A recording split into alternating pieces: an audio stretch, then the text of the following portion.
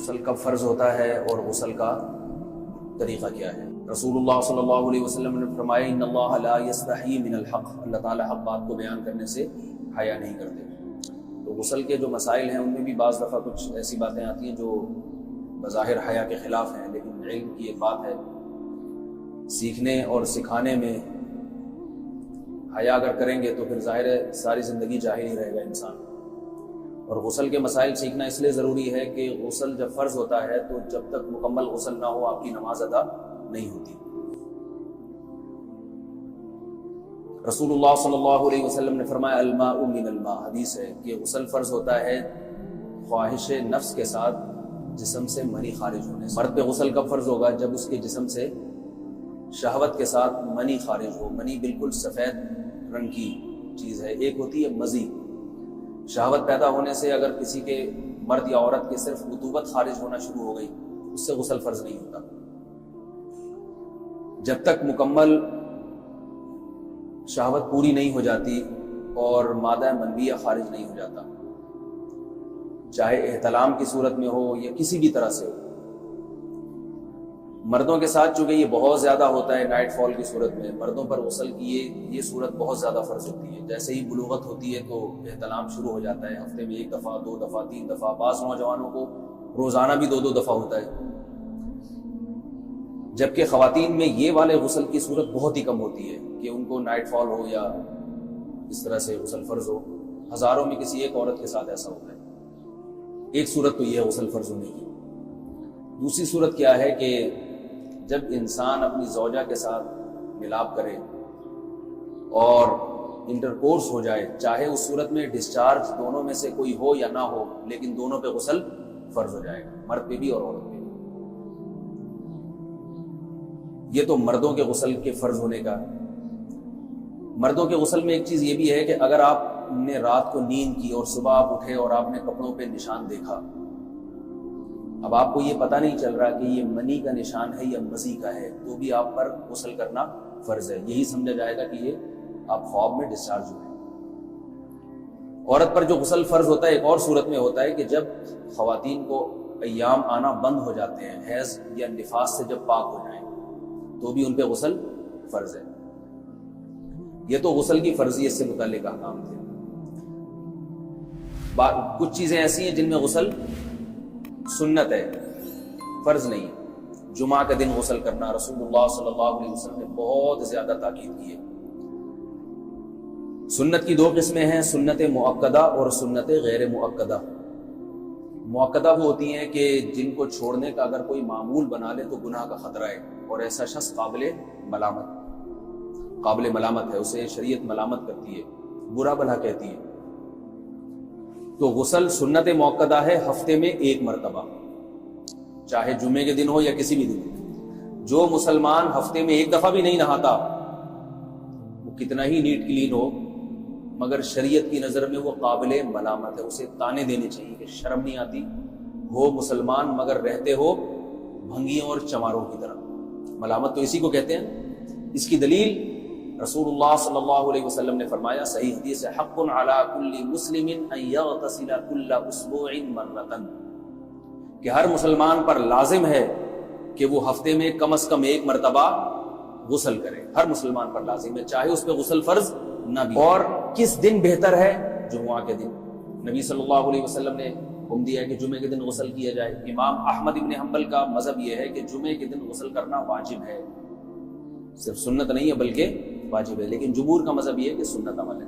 غیر مسلم جب اسلام قبول کرتا ہے تو اس وقت بھی اس کے لیے غسل کرنا سنت ہے۔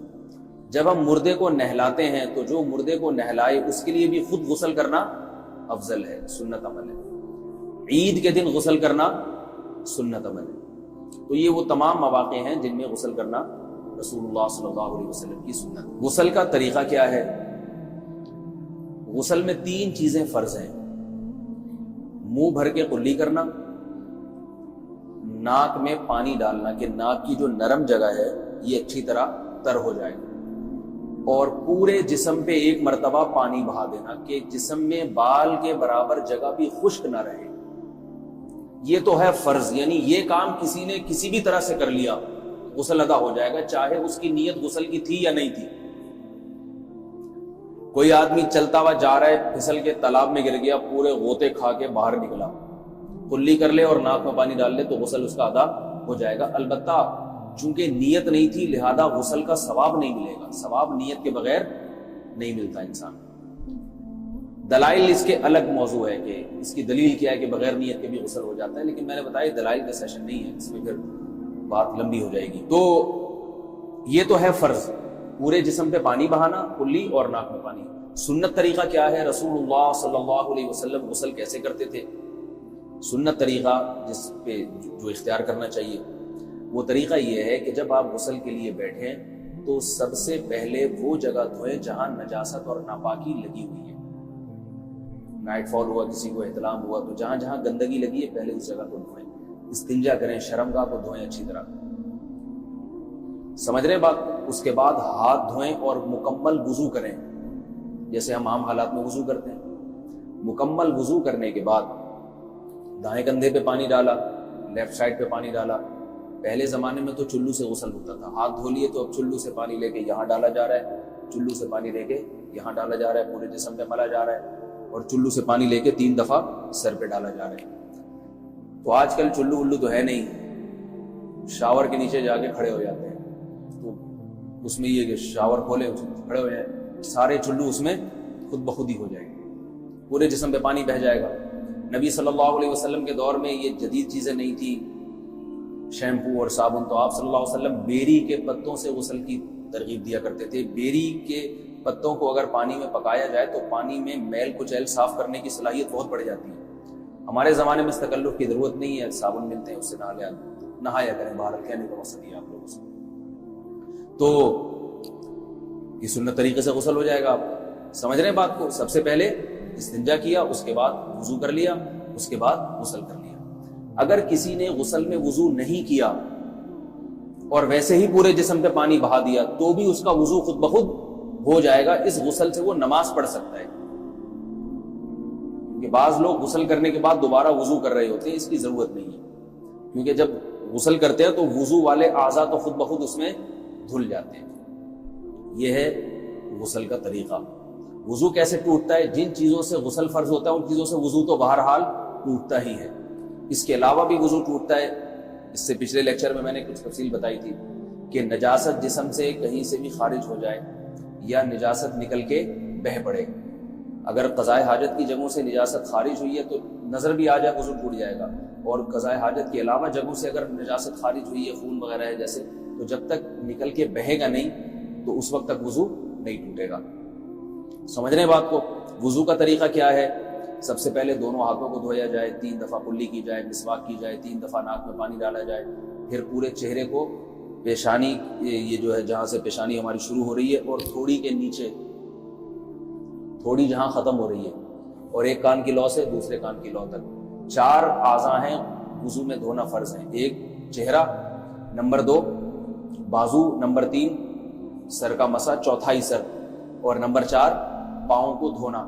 اس کی دلیل قرآن مجید کی مشہور آیت ہے فَاغْسِلُوا وُجُوهَكُمْ وَأَيْدِيَكُمْ إِلَى الْمَرَافِقِ۔ اللہ فرماتے ہیں ایمان والو جب نماز کا ارادہ ہو تو اپنے چہروں کو اور اپنے ہاتھوں کو دھو، سر کا مسا کرو اور پاؤں کو ٹخنوں سمیت دھو۔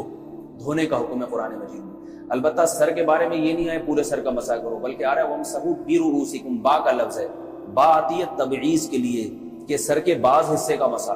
اب بعض حصے کا قرآن حدیث میں کہیں تذکرہ نہیں ہے، اس میں فقہاء کرام کے اجتہادات ہیں۔ امام شافعی فرماتے ہیں تھوڑا سا بھی ٹچ کر لیا سر کو ہو جائے گا، امام ابو حنیفہ فرماتے ہیں نہیں، کم از کم 1/4 کا ہونا ضروری ہے۔ سب کے اپنے اپنے دلائل ہیں، ان دلائل میں نہیں جاتا۔ فقہ حنفی کو جو فالو کرنے والے ہیں تو ان کو چاہیے کم از کم 1/4 سر کا مسا، یہ فرض ہونے کے لیے ضروری۔ مگر سنت کیا ہے؟ پورے سر کا مسا۔ نبی صلی اللہ علیہ وسلم دونوں ہاتھوں کو بھگو کے پورے سر کا مسا کرتے تھے ایسے، سمجھ رہے بات کو؟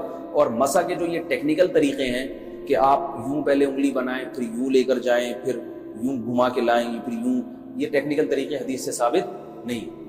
مسا کا طریقہ کیا ہے؟ بھیگا ہوا ہاتھ لے کے ایسے پورے سر ہو گیا۔ پھر حدیث میں یہ بھی ہے کہ یوں لے جاؤ اور یہ بھی ہے کہ 2 واپس بھی لے کر آؤ، دونوں طرح سے ثابت۔ تو ایسے بھی کر سکتے ہیں کہ یوں لے جائیں، اور ایسے بھی کر سکتے ہیں لے کے جائیں اور پھر واپس بھی لے آئیں، دونوں طریقے جائز ہیں۔ لیکن کم از کم سنت اتنی ہے کہ پورے سر کا مسا ہونا چاہیے۔ بعض لوگوں کو شو مارنے کا شوق ہوتا ہے، اگر وہ واپس لائیں تو بال ان کے خراب ہو جاتے ہیں، کہتے ہیں یار یہ پھر مسئلہ خراب ہو جائے گا، تو پھر ایسے لوگ صرف یوں ہی لے جائیں کافی۔ افضل تو یہ کہ یوں بھی لے یوں بھی لے جائیں، دونوں طرح سے صحیح ہے، بہرحال دونوں حدیث سے ثابت ہیں۔ سمجھ رہے بات کو؟ یہاں ایک اہم مسئلہ بتا دوں، قرآن مجید نے پاؤں کو دھونے کا حکم دیا ہے، پاؤں پہ مسح کرنے کا حکم نہیں دیا، اور حدیث میں خفین پر مسح کرنے کا حکم ہے۔ تو قرآن اور حدیث کو فقہا نے جمع کیا ہے، لہذا وہ موزے جن میں آسانی سے پاؤں دھوئے جا سکتے ہیں ان میں چاروں ائمہ کے نزدیک پاؤں پہ مسح کرنا جائز نہیں۔ سعودی عرب میں جو بعض سلفی حضرات اور یہاں ہمارے ہاں بھی اہل حدیث حضرات نے عام موزوں پر بھی جو مسح کی ایک روایت ڈال دی ہے، اسلاف میں، تابعین، تبع تابعین میں اور چاروں ائمہ کے مذاہب میں اس کا ثبوت نہیں ملتا۔ اگر اسلاف میں کوئی قائل بھی ہے تو ایک شاذ قول، اکا دکا قول ملتا ہے، ورنہ یہ ائمہ اربعہ کے مذہب کے خلاف ہے، اور جو احادیث جو نقل ہوتی ہیں صحیح سند کے ساتھ ان کے بھی خلاف اور قرآن کی آیت کے بھی خلاف۔ اس لیے کسی نے عام ساکس پہ اگر مسح کر لیے، جو عام طور پہ آفس پہن کے جاتے ہیں لوگ، اس میں تو پاؤں، آپ اگر ساکس کو پانی کے نیچے رکھیں پورا پاؤں دھل جائے گا آرام سے، تو وہاں کیا ہو رہا ہے کہ قرآن مجید کے حکم کی مخالفت لازم آ رہی ہے، آپ پاؤں دھو نہیں رہے۔ تو اس لیے ہم یہ سمجھتے ہیں کہ اس صورت میں نماز ادا نہیں ہوگی۔ سعودی عرب میں بعض سلفی حضرات نماز پڑھاتے ہیں، وہ ایسے ہی کرتے ہیں کہ عام ساکس پہ مسح کر کے نماز پڑھا لیتے ہیں، تو فتویٰ اسی پر ہے کہ ان کی اگر کسی کو یقین ہے کہ اس نے عام ساکس پہ مسح کر کے نماز پڑھائی ہے تو اس کے پیچھے نماز ادا نہیں ہوگی، کیونکہ قرآن کے مطابق اس کا وضو ہوا ہی نہیں ہے۔ صدیوں تک کوئی بھی اس قول کا قائل نہیں رہا ہے کہ عام ساکس پہ بھی مسح ہو جاتا ہے۔ یہ ابن تیمیہ رحمہ اللہ تعالیٰ 7ویں صدی میں اس کے قائل تھے، اور تابعین میں اکا دکا قول ملتے ہیں اس کے، لیکن شاذ قول ہیں، مرجوح قول ہیں جن پر امت نے فتویٰ نہیں دیا۔ اور اب سعودی عرب میں بعض سلفی حضرات اس کے قائل ہیں، ہمارے ہاں اہل حدیث حضرات بھی چونکہ اکثر سعودی عرب کے سلفی حضرات ہی کو فالو کرتے ہیں تو انہوں نے بھی وہیں سے یہ فتویٰ لیا ہے۔ لیکن ائمہ اربعہ کے مذہب میں اور دلائل کے لحاظ سے دیکھا جائے تو یہ مذہب کمزور ہے۔ قرآن نے پاؤں کو دھونے کا حکم دیا، آپ دھوئیں گے پاؤں جب تک دھونا ممکن ہے۔ چمڑے کے موزے ہیں ان کو دھونا ممکن نہیں ہے اتارے بغیر، لہذا ان موزوں کے اوپر مسح ہو جائے گا، تو اس سے قرآن پر بھی عمل ہو جائے گا اور حدیث پر بھی عمل ہو جائے گا۔ اس لیے ائمہ اربعہ نے جو قرآن و حدیث کو سمجھ کے جو فیصلہ کیا ہے اس پہ چلنا ہمارے لیے زیادہ مفید ہے بنسبت آج کل کے جو علماء ہیں ان کی اپنی ذاتی آراء پر۔ اس لیے یہ بھی ایک وضو سے متعلق عام مسئلہ تھا، سمجھ رہے ہیں؟ باقی تو ماشاءاللہ وضو کرنا سب کو آتا ہی ہے۔ اور وضو کے بعد دعا کیا ہے؟ کلمہ شہادت، اشہد ان لا الہ الا اللہ وحدہ لا شریک لہ اشہد ان محمدا عبدہ ورسولہ اللہم اجعلنی من التوابین واجعلنی من المتطہرین۔ اے اللہ تو مجھے بار بار توبہ کرنے والوں میں شامل کر دے اور بار بار پاکیزہ رہنے والوں میں شامل کر دے۔ توبہ اس لیے کہ میں نے ظاہری طہارت تو حاصل کر لی، مجھے روحانی طہارت بھی عطا کر دے۔ اگر میں نے گناہ کی ہوں تو مجھے ان سے بھی توبہ کی توفیق عطا فرما لے، تاکہ اس لحاظ سے بھی میرا وضو ہو جائے، اس لحاظ سے بھی میں پاک ہوں۔ سبحانک اللہم و بحمدک، نشہد ان لا الہ الا انت، نستغفرک و نتوب۔